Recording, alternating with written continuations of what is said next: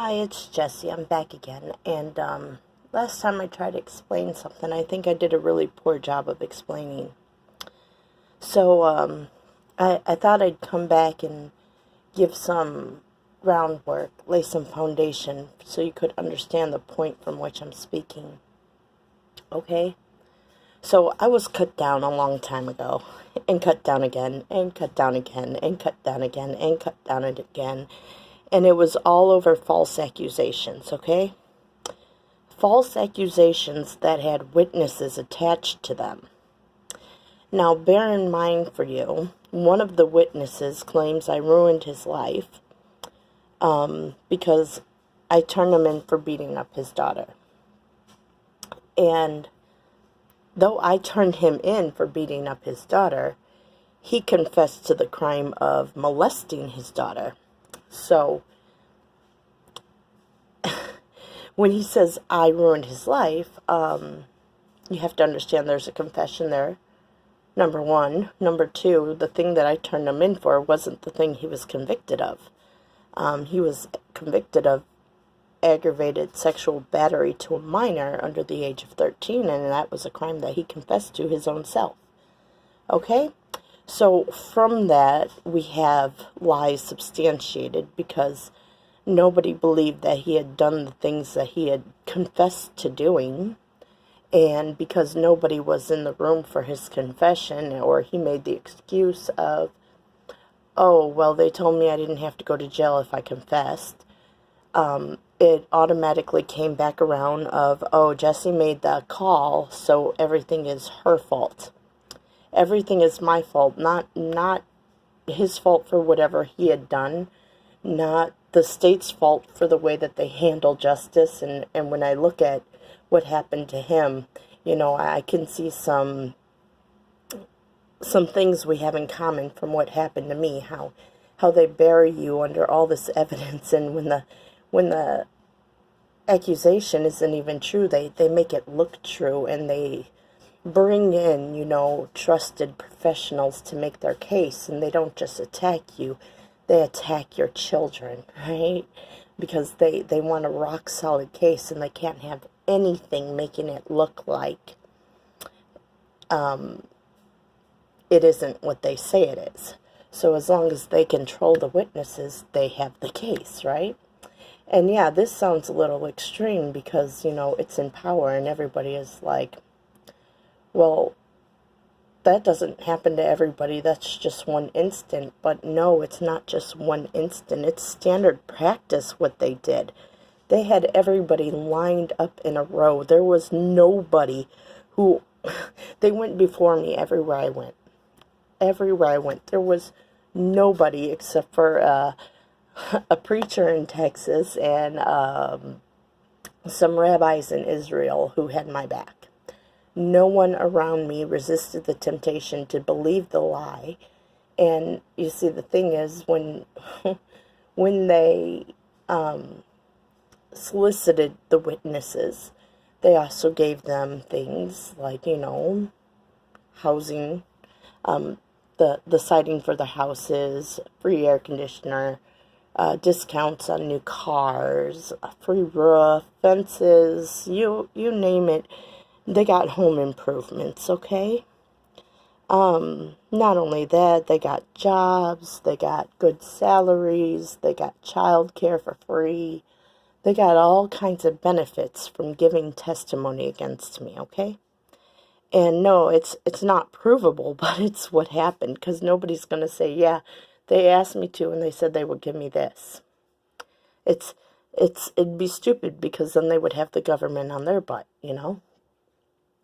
So it's a big part of why I left Christianity is because everyone who came against me was Christian.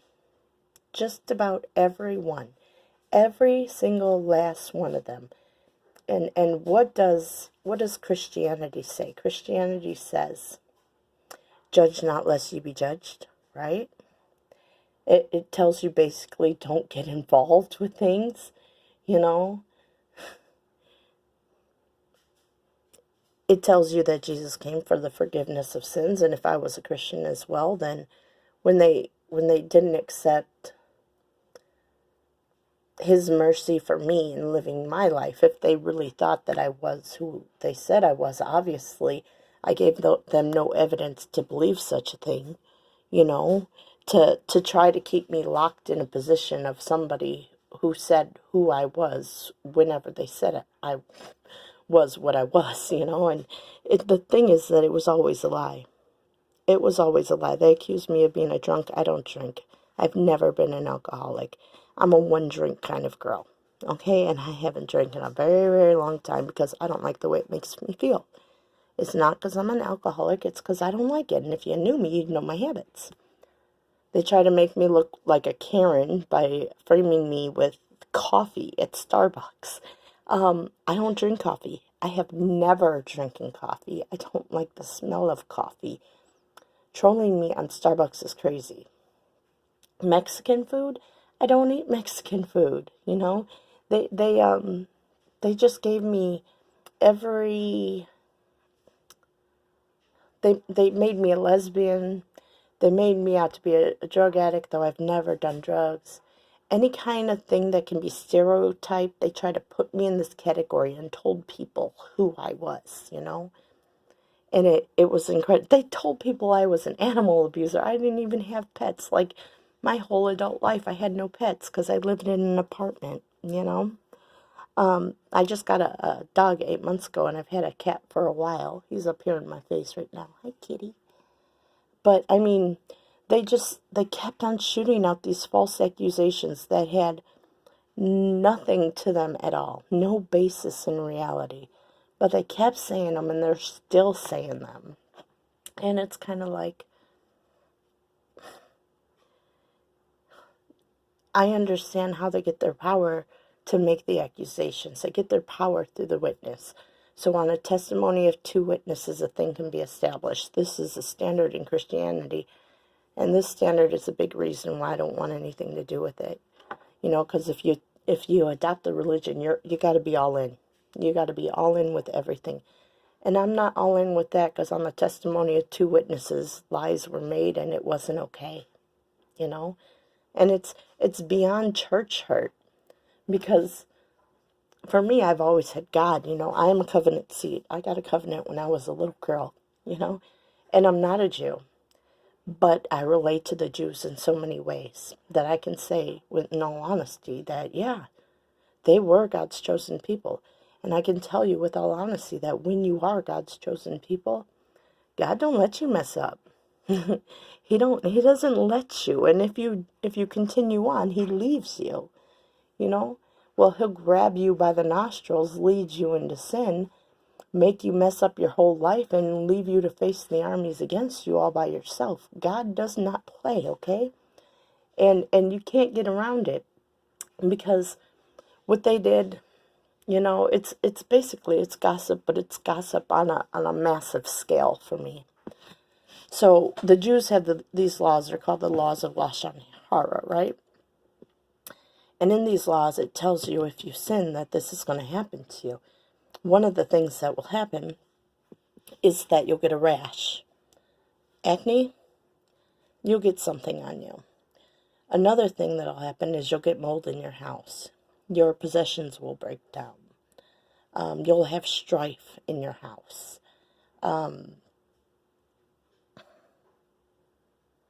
There's your esophagus, like GERD, you'll have problems with your esophagus. Your hair will fall out, okay? And these punishments are true and they're real.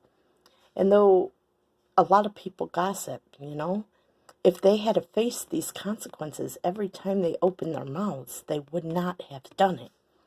If the false witnesses had to face the consequences of their actions when they did it, they would not have done it. Or if they had been able to recognize when they were facing the consequences of their actions, they might have changed their mind. But they didn't know that God actually has consequences for you because they're too caught up in this. Jesus saved me from my sins. Oh, did he save you for your sins? Because you're still killing me to get away with it, It's ridiculous. It's a ridiculous standard, and I hate it. You know, how dare you think that? Oh, you don't have to follow any laws because all the laws were fulfilled in Jesus and all you got to do is believe in him. Are you kidding me? So you think if you believe in him, then you have a permission to do whatever you want to do? God will still bust your head, you know? And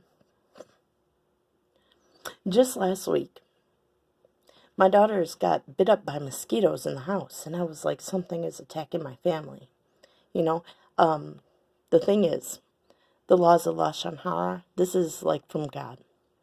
But when you bring Jesus into the mold on the testimony of two witnesses, you can be condemned for something you didn't do.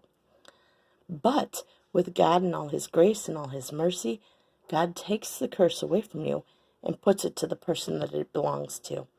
You know, I had a scheduled appointment to see someone for my child. And when I saw him, he was showing me all these mosquito bites all over him. He's like, I don't even know how I got bit up so much. And I just thought to myself, I know how. What the curse that you were trying to put on me, it came back to you. You know what I mean? So you have to understand that God has ways. He has orders. Your stuff gets returned to you, and you can't just say it's witchcraft, burn a witch. You know, you can't do stuff like that. You have to recognize divine providence. You know what divine providence is? That's where God is sovereign over the world, and his order rules. And I wouldn't say convert to Judaism, but I would say learn from them. I don't believe in conversions. That's why I wouldn't say convert. I don't believe in conversions of any type. I have a covenant, and you can't be me. So I wouldn't solicit someone else's covenant and say, oh, go be with them, you know? Even though they do believe in conversions. I do not. I think that anything attached to me is going to be subject to the covenant, you know? Anything that comes into my sphere of influence is going to be subject to my God, you know, whether they like it or not, whether they know it or not, you know. And though I don't sit up here and teach you all the laws that are within my own, I recognize that there are some people who do. You know, we're not the same, but we're similar enough that I can tell you that they'll tell you how to escape your sin and survive in the world, how to recognize when God is judging you, how to get out of that judgment, you know.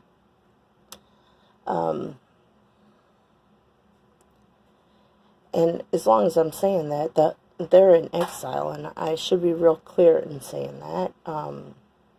They've been in exile for thousands of years, and if we were going to say, why are they in exile, if they knew so much about God, and the thing is, you know, not all people are equal. I know. It says in the Constitution we're all created equal. We're not all equal. We are different types of souls within us. We may look like flesh and blood like the next guy, but we have a different type of connection with God. You know, God likes free will in the world. He likes for people to choose goodness, you know. He likes it to be your choice to do something good and right. For those who are connected to God through covenant, it's really not a choice, because God gives you desires, okay? And you don't have a desire to do what other people do. Like, I don't have a desire to drink. I never had a desire to do drugs, and I detest people who do drugs. I don't detest you, but if you come around me high, I'm annoyed by you. You know what I mean? And if you come around me on anything other than, you know, I'm like, I don't like you. You can't just get high so that you can lose all your limits and then act any way you want to. You know, it's not so much that you're using drugs that makes me so mad. It's the fact that you lose all your limits, you become entitled, you think you can do whatever you want to, all of a sudden you're 10 foot tall and bulletproof, you know. It's annoying, and your humor isn't funny, you know. I'm just saying, because while they feel euphoric, I feel dysphoric, you know. So let's just be clear about that. People who are connected to God, they don't just not have a desire for it. They have like an utter hatred for it. You understand what I'm saying? And you couldn't be one like us because we're not allowed to cut people down for what they do. You know, we can tell them they're wrong. We can tell them this is what God's going to do to you if you do this, you know. Can tell them the effect that it's having on their life. But we have a way that we have to tell you that it's wrong. Whereas you would, you know, cut them down, cut them off, lock them away and throw away the key. And label them as bad for the rest of their time on earth, right? For the rest of their life. There's a difference. It's why you can't carry what we carry. And I don't mean to sound all elitist or anything, because it's comparing apples and oranges when you compare somebody who has covenant and somebody who doesn't. You know? We have different limits within us. We have different desires within us. We hear different voices, you know? And you would call it schizophrenic, but actually it's God talking, or it's the sounds from the world. It's a relationship that we have. It's a connection. It's an attachment, you know? We're built differently. And from what Christianity has shown me and Bishop, we might have had a connection, you know? But I kind of got mad at Bishop because he kept on with the false accusations. Why keep on? Why break my heart every time? Why do you keep saying this? Now, if you believe in Jesus, you really believe in Jesus, you wouldn't be sitting there accusing me. You'd be sitting there helping me. You know? Going for the root cause of what the problem is. You know? But instead there was false accusations, and I couldn't take it anymore. And he was the last person that I ever wanted to be connected to in Christianity. Because I was born and raised Catholic, but Catholic Church wasn't for me. I went for my master's in divinity, and when I went for my master's in divinity, oh man, life just blew up on me. Like everyone around me was being so petty and so nasty towards me. Like the teachers that I had, I'd write a paper and they'd tell me, this is nothing that's been done, that hasn't been done before. And I'd be like, okay, but I'm learning. Can I get some affirmation that I'm on the right track? And no, you can't. You get cut down left and right and left and right. And was I cut down because of me? Was I cut down because he was just a jerk? Or was I cut down because someone was in his ear telling them that I was arrogant, that I think I'm better than everyone, that I'm this, that I'm that, you know? Why did he cut me down so much? Where was his filter? He was a priest, mind you. Where was his filter, you know? Where were there filters in any of it? Where was that voice inside that said, don't do that? You don't want to mess with that one. You mess with that one, and they're not going to cut you down, but they are going to not have anything to do with you. You know? And Bishop, one of the things that got on my nerves about Bishop was he kept on telling me that someone in the government loves me. Someone's in love with me. Like, that's a manipulative tactic. That's a manipulative tactic. Hoping that I'll accept their presence in my life, that I'll turn away from any anger, that I'll turn into starstruck and have my heart flutter and be like, ooh, who is it? You know, it's fishing to see how shallow I am. You know, it's ridiculous. Why would you do that? Why would you set me up like that? Why put me out like that? I don't understand. You have a God? Why would you do that? You know? But I'm saying, I have my reasons for coming out of Christianity. A lot of it has to do with the order that was set, the order that they keep. They have no filter, they have no consequence, and yet they call it covenant. It's not covenant if you don't have consequence. It's not covenant if you don't have filter. It's not covenant if you don't have power in your words. Oh, I know you have power in the name of Jesus. But hold up. When you have power in your words, you're not always speaking to cut down the devil. You're not taking authority over serpents and snakes. You're lifting people up and speaking into them. And I know you've done a great deal of lifting people up and speaking to them. But you haven't done enough of not the other thing where you cut people down. Where you use guilt and shame to get a yoke on somebody and bring them into submission. That's a problem. And the Jews do that too. That's a problem with them. You can't use guilt and shame to rule over someone. You're not supposed to rule over someone. You're supposed to liberate them. You're supposed to be that conduit, their connection to knowing God, knowing how He operates.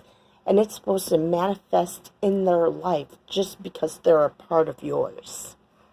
And if that doesn't happen, you have no power in your words. I'm sorry. If God is not manifesting in your people's life, you have no power in your words. And it's not money that we're looking for. It's not riches that we're looking for. When God is your portion, you understand that He leads you, He guides you, He teaches you. He teaches you how He works. He teaches you how the world works. I mean, come on, why do you think I say so much for the Jews, Because we have so much in common, But, no, I don't believe in conversions. And no, I don't think it was right what happened with the Maccabees way back when, with the Hasmonean dynasty, and they have a different narrative for what happened.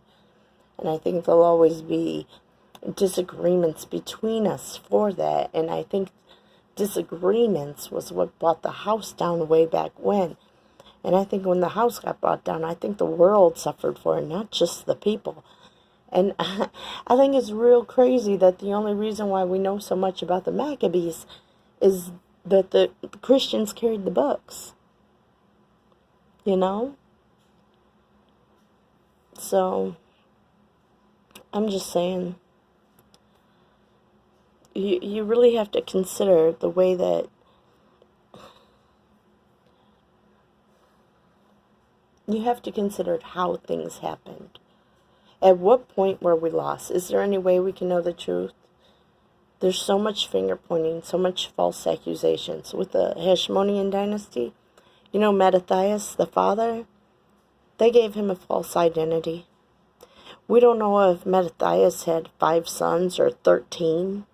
We don't know, basically anything about him. We have no history of him, except for some confusing details that contradict.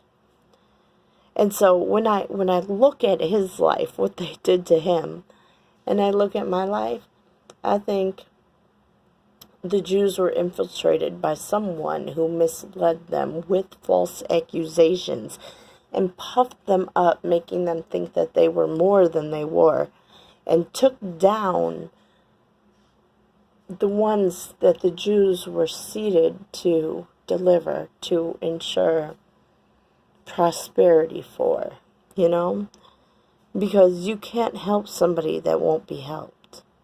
You can't help somebody that isn't submitted to you. You can't help somebody that isn't submitted to God.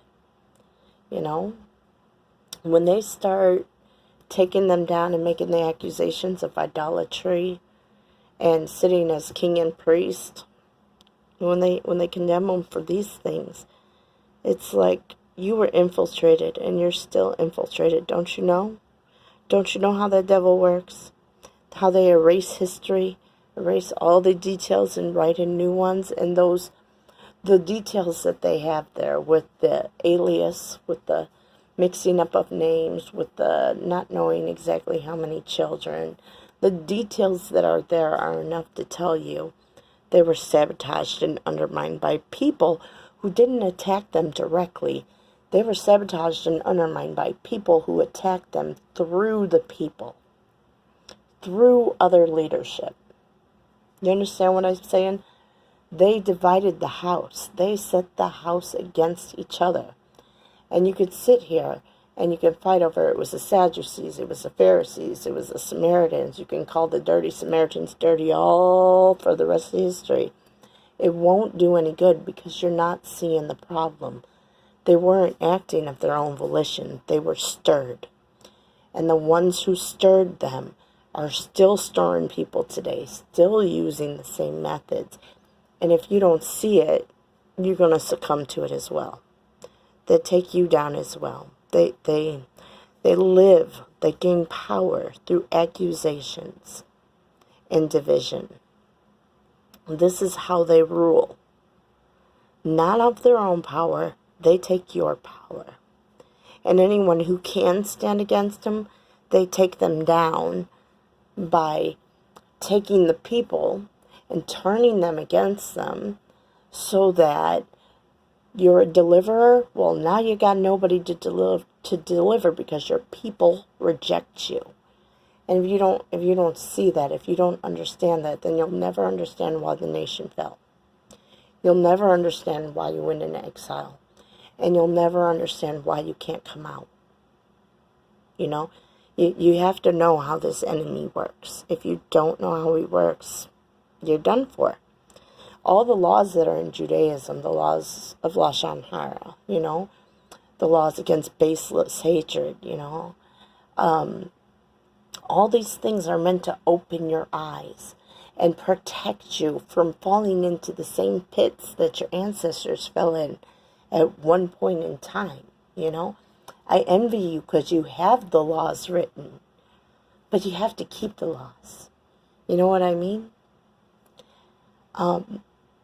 And not only that, but you have to spread them out through the rest of the world. The world can benefit from it. Because when we're plugged into something false, it makes us gullible. When we're putting our trust into someone who's using someone else to exploit power over you, it makes us very gullible. It makes us vulnerable. It makes us separated from God. So if you were to, like, oh, I don't know, communicate the rules with the rest of the world and say, hey, this is God, you know, that might be of great service, not only for the world, but for yourself as well, because that's what God made you for. You're supposed to communicate who He is. I know there was a time in history where you kept God's identity a secret and didn't want anyone calling on His name, but that's why you're in exile. Your purpose is to introduce the world to God, to tell them what are His rules, what are His laws. How do you please God? How do you bring God back, you know?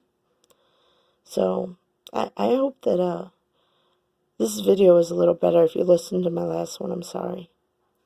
I get upset and emotional, and then I can't put my words together right, but this is kind of why. All right? So, God bless and have a good day.